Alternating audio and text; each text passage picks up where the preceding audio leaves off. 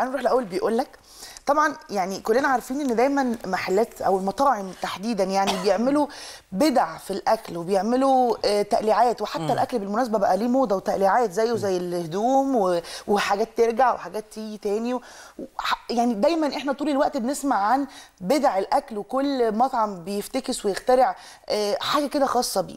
بس الحقيقه انه في اوروبا وتحديدا في النرويج قرروا ان هم يعملوا حاجه دمها خفيف ورومانسيه قوي ومختلفه قوي.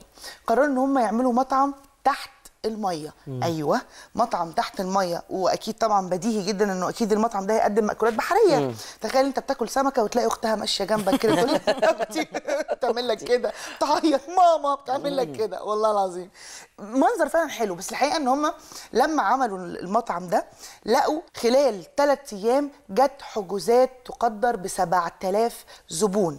كل فرد هياكل وجبه تقدر ب $430، ومن المتوقع ان خلال السنه هيزور المطعم ده حوالي 12000 زاير. عارفه يعني ايه $430؟ ده مبلغ كبير يعني. لو اتنين رايحين ياكلوا، ما فيش واحد هيروح ياكل لوحده. لا طبعا. لو اتنين رايحين ياكلوا انت بتتكلمي في $1000 بالظبط كده، يعني $1000 بعد الخدمه والضريبه والتفاصيل دي. بس هو معمول كمان مصروف يعني عليه جامد قوي. 17000 جنيه عشان تعملي مطعم تحت الميه كده، ده شغله تكلف جامد. في وجهه نظري ده مطعم كئيب.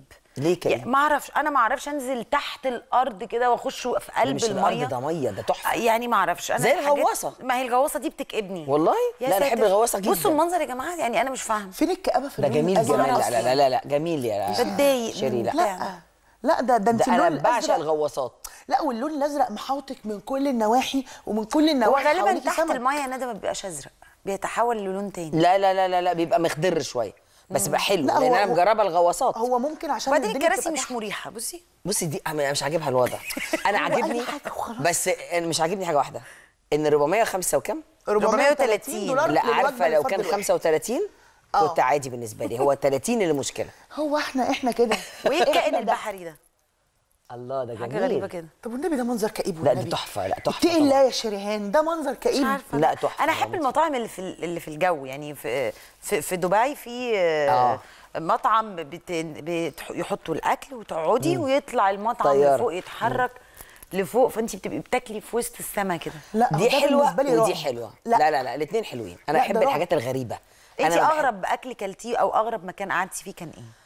اغرب مكان قعدت فيه كان في حاجتين. البرج اللي بيلف عندنا في مطعم ماهر بيلف لذيذ. انا ما كنتش عارفه انه بيلف، فانا قاعده انا حسيت ان انا دايخه شويه، فانا مش فاهمه ان هو بيلف. فقلت بعدين ايه بقى شويه الاقي منظر، اتكلم مع ناس والاقي منظر تاني. قلت لهم هو المطعم ده بيلف؟ ما انا قلت اكيد بقى الدوخه مع اني بلوق مناظر مختلفه كل شويه. قالوا لي بيلف، فعرفت. ثانيه، المطعم ده اللي هو مطعم اللي موجود في برج القاهره؟ لا مش برج القاهره، لا في واحده من الاوتيلات الشهيره. اوكي. بس هو بيلف. ده كان اول مره انا مش عارفه انه بيلف، فكانت صدمه بالنسبه لي. في مطعم تاني زيه في كندا وعلى قريب من شلالات نياجرا، فشفتيه ده كان تحفه. ده كان جميل. حلو قوي قوي. وانت يا نوده؟ لا طبعا ما اكلتش بصراحه في اماكن يعني اللي هو ايه يتقال دي عجبه. اكلت في اوتيلات كبيره وسافرت بره وكلت، بس ما اكلتش في مكان اللي هو اكلتي مره اكله عجيبه؟ اكله عجيبه؟ لا ما وصلتش لهذا الحد من الحلويات خالص. لا ما وصلتش لكده. بس انا ابني من يومين كنت بتكلم عن الكبده والمخ، فهو سمع كلمه مخ. فحقيقي انه حبيبي اتصدم صدمه كبيره جدا، لان ما كنتش متوقع ابدا ان احنا ممكن نكون بناكل المخ. على فكره لو كانوا يعجبوا قلت له بص يا ادهم، احنا ما بنسيبش حاجه في الجثه دي غير نخلص عليها. نخلص عليها. لسان السنان اللي بتفضل عشان صعبه على الندغ بس. لا بس على فكره ادهم لو كان المخ هيعجبه جدا. الاطفال بيحبوا المخ ده. لا يا حبيبي طول الكوابيس. انا باكلوش نهائي.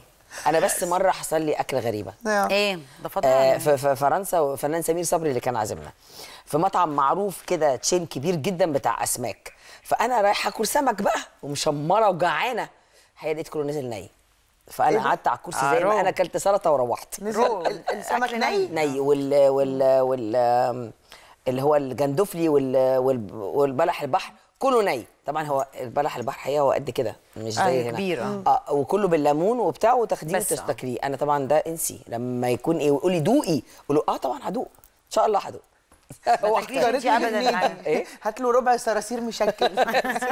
ما قدرتش صراحه.